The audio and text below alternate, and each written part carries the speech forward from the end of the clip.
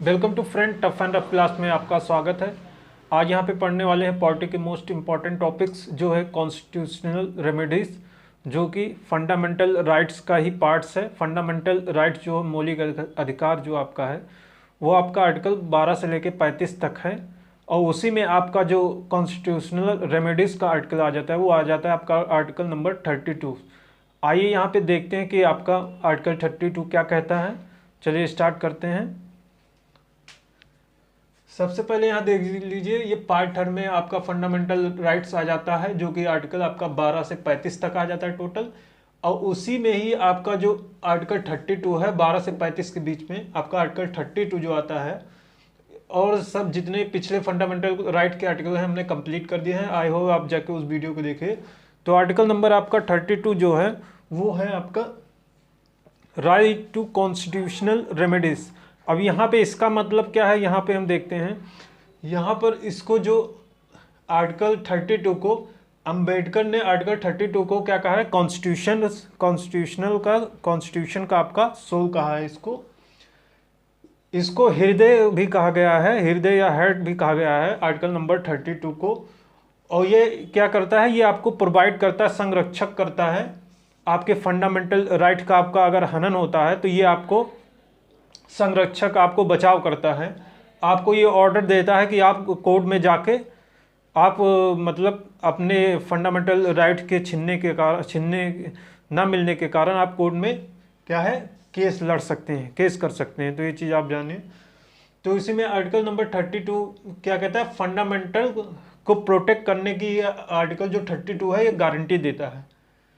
और ये गारंटी कौन लेता है, ये गारंटी लेता है सुप्रीम कोर्ट, कि अगर आपके कोई फंडामेंटल राइट को नहीं छीन रहा है आपसे तो आप हमारे पास आइए। सुप्रीम कोर्ट कहता है आप हमारे पास आइए अगर आपका फंडामेंटल राइट्स आपका फंडामेंटल राइट अगर कोई आपको से छीन रहा है तो उसी में क्या करता है, अगर आपका फंडामेंटल राइट छीन रहा है तो कोर्ट आपको क्या करेगा। कोर्ट जो सुप्रीम कोर्ट है आपको 5 टाइप के रिट्स आपको कोर्ट में डालने के लिए ऑर्डर देता है। तो आइए यहाँ पे देखते हैं वो आपके कौन से 5 टाइप्स के रिट्स हैं।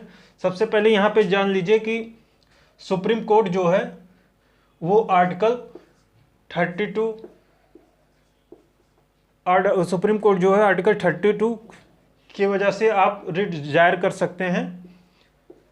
और वही बात करें हम हाई कोर्ट, तो हाई कोर्ट जो है आपका आर्टिकल 226 की वजह से आप रिट्स यहाँ पे जाहिर कर सकते हैं। सुप्रीम कोर्ट किस आर्टिकल के थ्रू आप रिट जाहिर कर सकते हैं, तो आर्टिकल नंबर 32। और वहीं जब हाई कोर्ट बात करें तो 226 आर्टिकल के थ्रू आप रिट जाहिर करते सकते हैं, कहाँ पर, हाई कोर्ट में। तो यहाँ पे आप देख लीजिए आपके कौन से रिट्स हैं, 5 टाइप के आपके जो रिट्स हैं वो कौन से हैं। पहला हो गया आपका हैबियस कॉर्पस रिट्स, दूसरा हो गया मैंडेमस, तीसरा हो गया प्रोविजन, और चौथा सेरेटारियो रिट्स हो गया, और ये जो फिफ्थ होगा कोवारेंटो रिट्स हो गया। अब यहाँ पे हम देखते हैं एक एक करके रिट्स जितने भी हैं यहाँ पे हम डिस्कस करेंगे इनका क्या यूज़ होता है।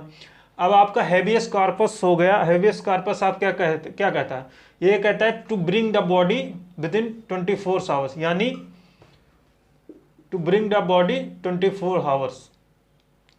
यानी ये कहता है कि अगर आपको कोई अरेस्ट करता है या कुछ करता है तो ये आपका राइट है कि आपको 24 घंटे के अंदर आपको मजिस्ट्रेट के सामने पेश होने का आपको राइट देता है। कौन सा रिट्स, आपको हैबियस कॉर्पस। नेक्स्ट आपकी बात करें मैंडेमस की, मैंडेमस रिट्स ये आपको राइट देता है। रिट्स ये कहता है कि अगर कोई भी सरकारी जो गवर्नमेंट ऑफिसर है अगर अपना जो है काम जो है सही से नहीं कर रहा है, यानी कोई भी गवर्नमेंट ऑफिसर है या सरकारी नौकरी करने वाला है, अगर वो अपना काम सही से नहीं कर रहा है तो वो उसके लिए आप कौन सा रिट्स दायर कर सकते हैं, वो होता है मैंडेमस। मान लीजिए आपके जो गवर्नमेंट स्कूल, प्राइमरी स्कूल के जो टीचर हैं वो स्कूल में जाते हैं कि आज सही से पढ़ाते नहीं हैं, वहाँ पे स्कूल में बच्चों को उधर बैठा देते हैं और वो अपना कुछ काम करते हैं, स्वेटर बिनते हैं, ये करते हैं। तो उसके लिए आप कंप्लेन कर सकते हैं। कौन सा रिट्स आप जो है दायर कर सकते हो, तो वो आपका रिट्स है मैंडेमस।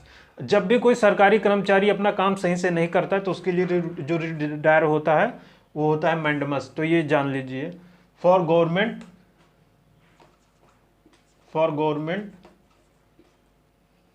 वर्कर। तो ये चीज़ यहाँ पे ध्यान रखें। नेक्स्ट है आपका प्रोविजन। अब प्रोविजन आपका क्या कहता है, ये आपका ये कहता है कि कोई आपका जो अधिकारी है वो अपना काम क्या करेगा, अपने पावर के हिसाब से अंडर करेगा। मान लीजिए आपका कोई आपका सब इंस्पेक्टर है, कोई एएसआई है, तो जो सब इंस्पेक्टर का काम है वो एएसआई नहीं कर सकता। उसका जो लोअर जो आपका वो अधिकारी है वो अपने ऊपर के अधिकारी का काम वो नहीं कर सकता। अगर वो करता है तो उसके लिए जो रिट दायर होगी वो दायर होगी प्रोविजन। अब मान लीजिए कोई आपका सब इंस्पेक्टर है, अगर वो मतलब कोई उसके अंडर का केस नहीं अगर वो देख रहा है तो उसके लिए ये जो रिट दायर होगी वो कौन सी होगी, प्रोविजन रिट्स उसके लिए दायर होगी। यानी कहने का मतलब ये है कि कोई भी आपका गवर्नमेंट ऑफिसर है तो अपने पावर के अंडर ही काम करेगा, ना कि अपने ऊपर के अधिकारी का पावर का काम वो करेगा। ये कहने का मतलब यही है। नेक्स्ट है आपका सर्टारियो रिट्स। ये क्या कहता है, ये रिट्स ये कहता है कि अगर कोई भी लोअर कोर्ट है, हाई कोर्ट है, तो जो लोअर कोर्ट है हायर कोर्ट है, तो जो लोअर कोर्ट होगा अपने पावर के अंडर ही काम करेगा, ना कि वो हाई कोर्ट अगर लोअर कोर्ट है, मान लीजिए डिस्ट्रिक्ट कोर्ट है, तो ना कि वो अपना काम जाके वहाँ की हाई कोर्ट के काम वो देखने लगा। ऐसा नहीं है, जिसका पावर जिस रेंज में है वो अपना काम उसी रेंज में ही करेगा, ना कि उसके बियॉन्ड द अपने पावर के ऊपर काम करेगा। तो ये इसमें ये क्राइटेरियो में है कि सुप्रीम कोर्ट या हाई कोर्ट हो गया, डिस्ट्रिक्ट कोर्ट हो गया, जितने भी कोर्ट हैं वो अपना केस अपने पावर के अंडर ही काम करेंगे। तो ये कहने का मतलब ये है। नेक्स्ट है आपका कोआरेंटो रिट। क्या कहता है कोआरेंटो रिट, ये कहता है कि अगर आपका कोई जो गवर्नमेंट जॉब है, अगर कोई घूस दे के कोई जॉब ले रहा है गवर्नमेंट जॉब, तो उसमें क्या होगा, उसके लिए जो रिट दायर होगी कोआरेंटो रिट दायर होगी। अगर कोई गवर्नमेंट जॉब घूस दे के ले रहा है तो उसके लिए जो रिट दायर होगी कोआरेंटो होगी। अगर वो कोआरेंटो रिट दायर हो गया तो उसका जो जांच होगा, अगर वो पकड़ा गया तो उसको क्या कर जाएगा, उसको जॉब से उसको निकालना पड़ेगा। तो ये चीज़ यहाँ पे है, कोआरेंटो रिट्स हो गया। तो ये जितने भी रिट्स हैं आपके इंपॉर्टेंट है, एग्जाम में पूछे जाते हैं। तो यहाँ एक बार डिस्कस कर लेते हैं फिर से। जो आपका आर्टिकल 32 है, पार्ट 3 में है, फंडामेंटल राइट्स का ही पार्ट्स है। 12 से 35 तक आपका फंडामेंटल राइट्स है। और कॉन्स्टिट्यूशनल रेमेडीज की बात करें आर्टिकल 32 में आ जाता है। आर्टिकल 32 को अंबेडकर ने क्या कहा है, सोल कहा है, इसे हृदय भी कहा है, इसे संरक्षक भी कहा है। फंडामेंटल का गारंटी कौन लेता है, फंडामेंटल राइट्स को प्रोटेक्ट करने की गारंटी कौन लेता है, सुप्रीम कोर्ट लेता है।